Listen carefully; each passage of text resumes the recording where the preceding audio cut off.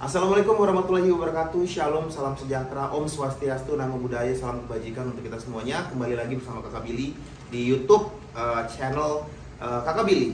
Dan kali ini kita bersama dengan seorang tokoh inspiring. Dia adalah anggota DPR Malaysia dan juga membangun sebuah partainya dan dia menjadi ketua partai tersebut.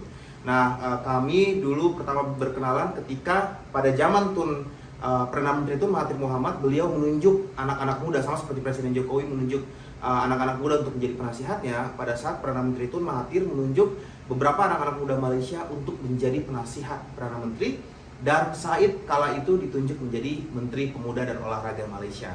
Nah, kita akan berdiskusi dengan beliau.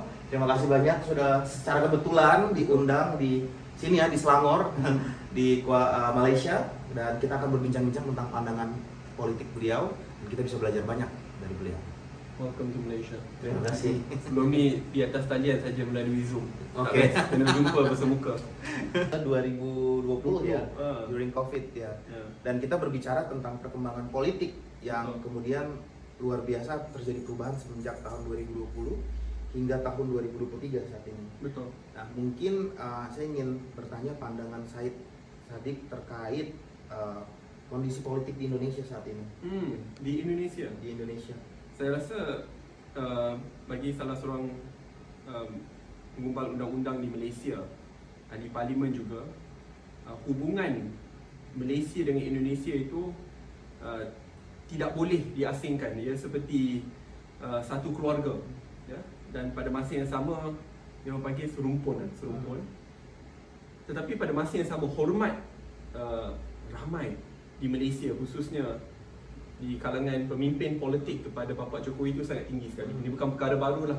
Daripada dulu bila saya dipilih sebagai seorang menteri pada tahun 2018 pun, saya sempat berkunjung Indonesia beberapa kali. Saya rasa negara pertama yang saya rawat adalah di Indonesia juga untuk bertemu dengan Bapak Jokowi, dan hormat banyak pemimpin Malaysia kepada beliau sangat tinggi sekali. Dan saya berharap bahawa hubungan akrab ini akan berterusan. Saya dengar Indonesia akan adakan pemilunya pada tahun depan 2024.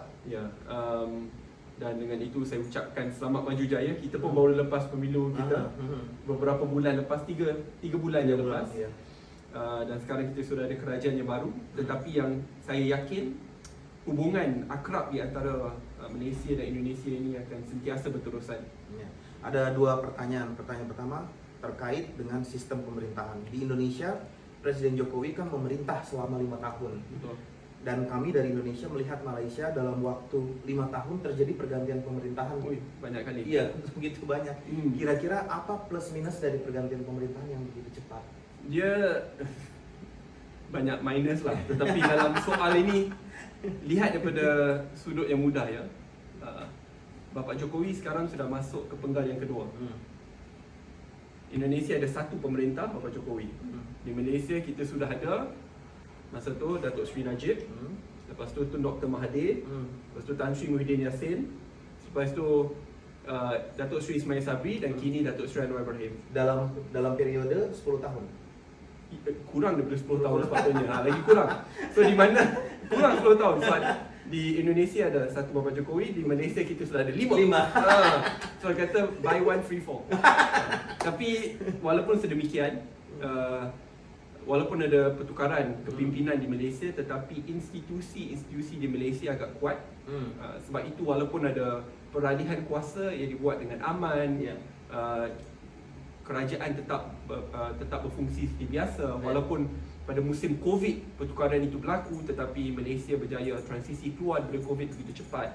So perkara-perkara ini saya rasa ada pros and cons-nya lah. Artinya sebenarnya tidak peduli siapapun pemimpinnya, asalkan institusi kuat, maka negara akan tetap berjalan dengan baik. Betul. Sebab itu negara perlu dipimpin oleh institusi, kerana institusi akan melangkaui siapa yang memimpin. Ini pelajaran yang penting buat Indonesia. Artinya kita sering menyalahkan, karena presidennya salah, tetapi mungkin kita tidak melihat institusi kita, mungkin harus memperbaiki diri agar tetap berjalan seperti biasa siapapun pemimpinnya. Betul. Nah, sekarang terkait anak muda di politik.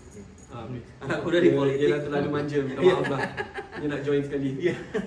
Said kan sekarang adalah ketua partai, dan partai dibuat sendiri. Betul. Lalu kemudian menjadi anggota parlemen, sebuah prestasi yang luar biasa. Kalau kita lihat di Indonesia saat ini, jujur saya berasal dari keluarga yang tidak privilege.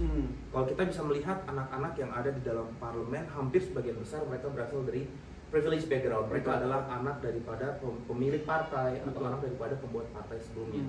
Nah, kira-kira apa nih yang mau disampaikan terkait dari anak-anak muda yang mungkin nggak berasal dari privilege background, Pak? Seperti Said kan dari bukan dari privilege background, tetapi bisa berada dalam posisi ini. Seperti saya datang daripada keluarga kelas pertengahan. Ibu seorang cikgu, ayah seorang pekerja buruh, blue collar worker yang berulang alik daripada Johor ke Singapura untuk mencari pendapatan bagi keluarga. Dan saya pun hasil sekolah kebangsaan menengah, universiti awam. So I studied mostly in Malaysia. Cuma dalam bab ini, sebagai salah seorang anak muda, saya percaya bahawa kita perlu berani untuk berfikiran di luar kotak dan perlu ada elemen disruptifnya. Disruptifnya bukannya negatif, tetapi keberanian itu untuk tidak hanya menggunakan jalan yang sama. Kalau guna jalan yang sama, untuk masuk politik ni kamu perlu datang daripada keluarga politik ataupun daripada keluarga maha kaya, ataupun perlu ada networking yang sangat dalam, atau kamu perlu tunggu 20 tahun sebelum boleh dicalonkan. Tetapi bagi diri saya pada masa tersebut, sambil saya belajar di universiti, saya telah pun bergiat aktif dalam politik ataupun aktivitas mahasiswa. Tapi pada masa yang sama, apabila negara dilanda dengan korupsi yang sangat besar, saya mencadangkan, dulu saya ingat waktu saya hanya berumur 23 tahun di universiti. Saya mencadangkan kepada beberapa pemimpin yang lebih berpengalaman, mari kita bersama menubuhkan sebuah parti politik. Dan I work very hard untuk pastikan perkara itu berlaku, dan alhamdulillah apabila saya hanya berumur 23 tahun, kita telah pun mengasaskan sebuah parti bersama. Ya, dan itu dengan pemimpin yang sangat berpengalaman, dan saya merupakan salah seorang pengasas. Dan dengan itu, dan it became history. Kita menang, saya dilantik jadi menteri termuda, dan daripada sana berkhidmat di dalam kabinet kerajaan Malaysia. Tetapi di tengah-tengah jalan tiba-tiba kerajaan bertukar. Dan idealisme saya tidak akan hilang, kerana saya ingat mengapa saya menyertai politik. Saya ingin berkhidmat, saya ingin ubah institusi di Malaysia. Saya mahukan negara saya jadi negara yang maju.